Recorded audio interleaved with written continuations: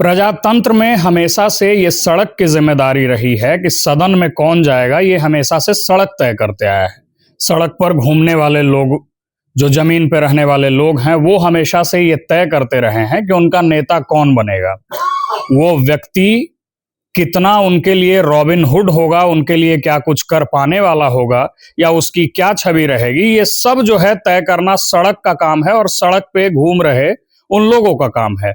महलों में क्या होती है? महलों में होती है बैठकें, लेकिन हमेशा से सड़क, गांव, कस्बा और भूमि पर, जमीन पर रहने वाले लोग ही ये तय करते हैं कि उनका नेता कौन बनेगा। इसी पॉलिटिकल कड़ी में हमारी मौजूदगी अभी लालगंज में है और हम मौजूद हैं पूर्व विधायक मुन्ना शुक्ला जी के यहाँ, जहां हमारे साथ अभी उनकी पत्नी अनु शुक्ला जी मौजूद हैं। इनसे बातचीत करने का प्रयास करेंगे। कई एक सवाल हैं, कई एक ऐसे भी सवाल हैं जो हमको लगता है कि आम जनमानस का भी सवाल होगा, वो भी पूछने का प्रयास करेंगे। आम जनमानस की जो सवालें हैं वो पूरी निष्पक्षता से इनसे पूछी जाएगी और हम ये प्रयास करेंगे कि अनु शुक्ला जी पूरी निष्पक्षता से उन सवालों का मुखर होकर जवाब दें। बहुत बहुत स्वागत है मैम। जी जी, आपको भी बहुत बहुत स्वागत है। अभी मौजूदा स्थिति में हम लोग इंटरनेट पे, सोशल मीडिया पे एक वीडियो देख रहे हैं जिसमें कि हम ये पा रहे हैं कि आप पीएमसीएच कैंपस में मौजूद हैं और वहां किसी चीज को लेकर के आप जो है मांग उठा रही हैं। एक वीडियो भी बड़ा वायरल हो रहा है, पूरा प्रकरण क्या है मैम? एक्चुअली हम पीएमसीएच गए थे। मेरा एक स्टाफ है, उसी का हाथ एक्सीडेंट हो गया था, तो बस हम उसको लेके गए हुए थे। खरना का समय था, फिर हम दोबारा गए मिलने अपने स्टाफ से। तो हम बैठे हुए थे ऊपर में, तो एक कोई कार्यकर्ता ही था, वो फोन, उसको पता चला कि हम पीएमसीएच में बैठे हुए हैं, तो वो फोन किया कि मैडम ट्रॉली नहीं मिल रहा है। तो हम बोले कि नहीं अंदर जाओ, ट्रॉली मिलेगा। लेकिन वो लोग बताए कि फिर वो फोन किया थोड़ा देर में कि मैडम ट्रॉली नहीं मिल रहा है। तो मैं अच्छा रुको, हमको निकलना ही, हम आते हैं नीचे, हम ट्रॉली हम देखते हैं। तो नीचे आए तो हम पूछे भाई हम किससे बात करें, ट्रॉली नहीं मिल रहा है। तो एक वहाँ इंचार्ज थे, उन्हें बोला कि ट्रॉली क्यों नहीं मिल रहा है। तो उन लोग ने बताया कि ट्रॉली का मात्रा कम है। हमने ट्रॉली का मात्रा क्यों कम है? आप लोग ने सरकार को लिख के दिए हैं कि ट्रॉली का मात्रा कम है, पीएमसीएच है वहाँ तो ट्रॉली तो भाई चाहिए। तो बोले कि हाँ, तो किसको दिए? तो सुपरिटेंडेंट साहब को। तो उस समय उनको हम कॉल किए, लेकिन उनका मोबाइल बंद था। और फिर उसके बाद हम लोग आगे निकले, इंचार्ज भी मेरे साथ निकले, हम लोग ट्रॉली ढूंढने निकले। तो देखे कि वहाँ 10-12 डेड बॉडी पड़ा हुआ था। तो वो लोग चाहा कि नीचे उतार दें और ट्रॉली को खाली कर दें।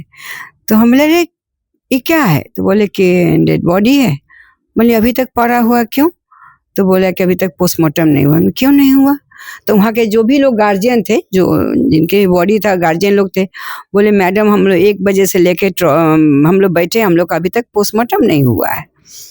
तो हम बोले कि भाई 1 बजे तक बॉडी पड़ा हुआ, ये तो शाम होते तो बॉडी स्मेल करने लगेगा, ये तो घर ले जाने लायक भी नहीं बचेगा। तो थोड़ा हमको उस समय बिल्कुल बहुत ज़्यादा हम गर्म हो गए, क्योंकि हमको अच्छा नहीं लगा, बहुत बुरा स्थिति लगा उस समय। पीएमसीएच का जो हालात देखे हैं, सब लोग लग रहा था कि क्या बताया, जब लोग हमसे मिला, लोग वहाँ के जो भी गार्जियन लोग थे, लग रहे थे कि सब लोग कि मैडम थोड़ा मेरे पेशेंट को देख लीजिए, थोड़ा मेरे पेशेंट। हमने कहा हम डॉक्टर नहीं है बेटा, हम इसका व्यवस्था कर सकते हैं, हम देखते हैं। फिर हम उन लोग से बात किए कि पोस्टमार्टम क्यों नहीं हुआ। तो बोले कि 4 बज गया था। हमने 4 नहीं बज गया था, यहाँ गार्जियन लोग बता रहे हैं कि 1 बजे का बॉडी रखा हुआ, पोस्टमार्टम नहीं हुआ। तो आप अभी डीएम साहब से बात करिए तभी होगा।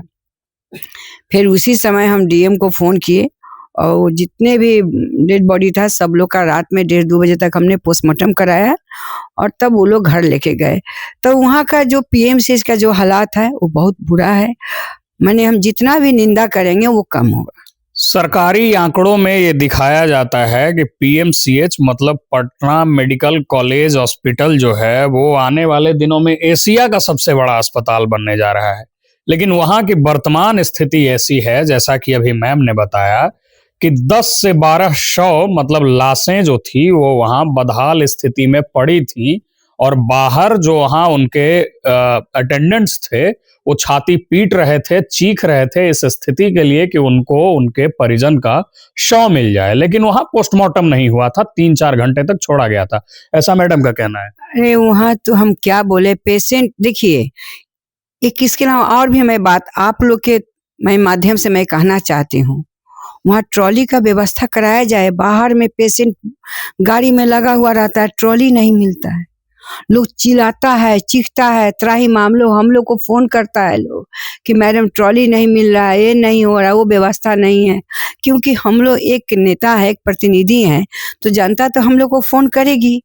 जब तक वहाँ व्यवस्था नहीं होगा, स्थिति वहाँ का बहुत ही दयनीय है, उसको ठीक किया जाए। हम सरकार को मैं कहना चाहती हूँ आपके माध्यम से, अपने नजर से गंभीरता से देखिए उस पीएमसीएच का हालात क्या है। एक माने हम बोलेंगे कि स्वास्थ्य बहुत अच्छा है, स्वास्थ्य विभाग नहीं, बहुत ही कमी है, बहुत। जितना भी हम बात बताएंगे पीएमसीएच का, माने ऑल ओवर सारे हॉस्पिटल का हाल वही है। आप यहाँ सदर में चलिए, हाजीपुर चल जाइए, मुजफ्फरपुर चल जाइए, कहीं भी जाइए आपको वही मिलेगा गड़बड़ी, बहुत सारा कमी है। अब हम क्या बोलें, हम तो बोलेंगे तो लोग बोलेगा मेरा विपक्षी है, मेरा एंटी है, तो नहीं। ये समाज के लिए, जनता के लिए इसमें कोई पॉलिटिक्स नहीं, कोई राजनीति नहीं है, क्योंकि ये सब चीज बना है जनता का सेवा के लिए। बीते दिनों एक स्वतंत्र पत्रकार के साथ, जिनका नाम मनीष कश्यप है, स्वतंत्र पत्रकार कहना हो सकता है कि कंट्राडिक्टरी हो जाए, क्योंकि हम जैसे स्वतंत्र लोगों के लिए एक टर्म का यूज होता है अभी मौजूदा वक्त में, उसको कहा जाता है यूट्यूबर। तो एक स्वतंत्र पत्रकार कहें या यूट्यूबर कहें, मनीष कश्यप के साथ मारपीट की घटना सामने आई थी। तो देखने लायक गौरतलब बात यह है कि एक प्रोफाइल वाला आदमी, जिसको कि आधा बिहार जानता है, जब उसके साथ मारपीट हो सकती है तो आम लोगों के लिए कितना कठिन रहता होगा पीएमसीएच में इलाज करवाना। मैम, मैं बताना चाहती हूँ मनीष कश्यप के विषय में, आपने तो सारी बात बता दी है, वो शायद बीजेपी में भी है, और मुझे बहुत बुरा लगा। वो एक यूथ है, उभरने वाला चेहरा है, और हम लोग के नजर में बहुत एक अच्छे, उनका जो भी है, उनका जो नजर हम लोग उनके विषय में जो हम लोग देखते हैं, सुनते हैं, हम लोग को बहुत संतुष्टि मिलता है। लेकिन आज जो हुआ है मनीष कश्यप के साथ, वो बीजेपी में है। आज बीजेपी वाला बोलते हैं कि हम लोग वो करते हैं, ये करते हैं, दिस करते हैं, दैट करते हैं। आज एक मनीष कश्यप के लिए कोई बीजेपी वाला चाहे कोई भी आवाज उठाने के लिए नहीं रहा, कोई एक व्यक्ति देखने तक नहीं गया मनीष जी को। यही होता है, यही लोग कहता है कि हमारे यूथ के लिए हमारे पास जगह है। ये हमको तो देखने में आ रहा है कि यूथ को यूज एंड थ्रो है।